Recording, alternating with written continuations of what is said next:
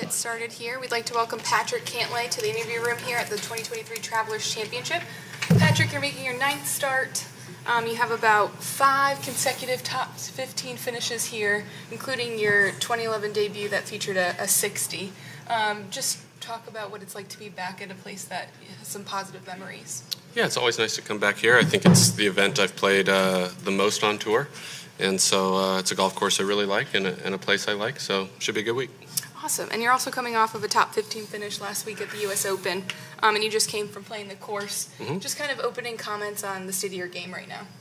Yeah, game feels good. It's important to drive the ball in the fairway here this week. If you do, you have a lot of wedges, and so you'll have a lot of opportunities to make birdies. And, usually with the scores around here, you need to make a bunch of birdies to have a chance.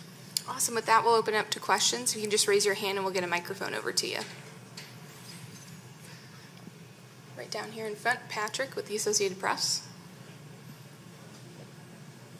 Hi, Patrick. This tournament has become known for giving golfers their first shot.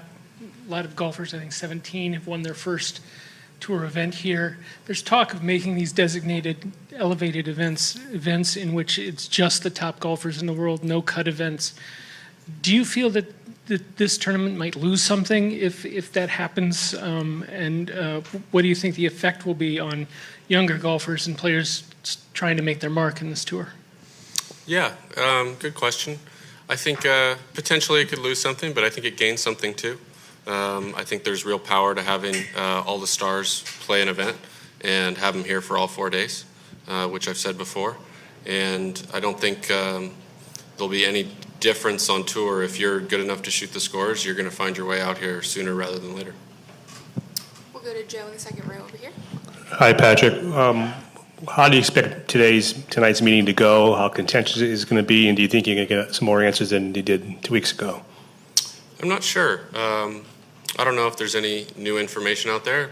I'd be more than happy to hear more about it, but I haven't heard one way or the other if we're going to hear anything different than we've heard the last couple of weeks on it. What do you hope comes out of it, you personally? I think like most everybody, just waiting to learn more. We've only really heard the preliminary, what we saw in that press release the first week.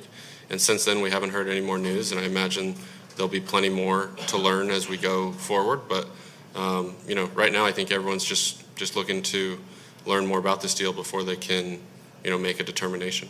How has your relationship grown with Joe LaCava? Now, it's been only about a month or two. I mean, he's a Connecticut native. Just the thoughts about him being here and how your partnership has grown. Yeah, Joe lives not far away from here. He's a Connecticut guy, and so I'm sure it's nice for him to have a home game. And yeah, he's been great. He's a pro, and he's done this for a number of years for some great players. And so it's really nice to be out there with him. He's funny too, so it's been a good hang. Go to Alex next in the front row over on the left. Hey, Patrick. You mentioned obviously this is a place for great scoring. I wonder, when you go to a U.S. Open versus a place like this, how different is your mentality entering the week, and how does that affect your preparation that week? Yeah, to be honest, this golf course I think demands accuracy off the tee similar to a U.S. Open. It's obviously a lot easier coming into the greens. It's one of the shorter golf courses we play, so you have a lot of scoring opportunities, a lot of wedges. And so that'll be much different than last week, where it felt like there were a ton of par fours over 500 yards. We were hitting a lot of 4, 5, and 6 irons into the greens. So that'll be the biggest difference. But it's a golf course I really like, and if you drive the ball in the fairway, you can get on a roll here and make a bunch of birdies in a row. You say it's a golf course you really like. Obviously, you shot a 60 here. That's been 12 years. What do you say to someone who says, how did you shoot your best score ever when you were still in college? Yeah, I think, golf's a funny game like that. I remember that day I just got in a rhythm and felt like, every putt was going to go in, and pretty much they all did. We'll go to Nick next, over on the left. Patrick, are you guys so used to the week in, week out motions of playing golf on tour, or does it take a little longer to answer the bell the week after a major?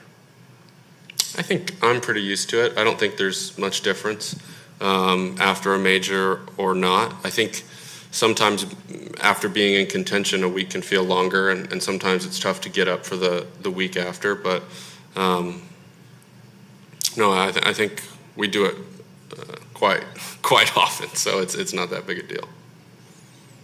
Any other questions for Patrick? Go ahead, Matt. Patrick, obviously very stoic and locked in most of the time on the course, but a week at home last week. Just wanted to get your thoughts and if you had a chance to soak up the atmosphere and enjoy it a little bit. Yeah, I went to college for 2 years at UCLA, and so I had played LA Country Club, a bunch of times, dozens of times, and so it was nice to be back there and see how they set it up for the U.S. Open, and so it was really great. Had a bunch of hometown support and had my family out there, so it was nice. Anything else for Patrick? Nick? If you're in the mix on Sunday, will they be rooting more for you or the guy in the bag? I'm not sure. We're a team, so I don't mind either way. All right. Thank you. As always, appreciate the time, Patrick.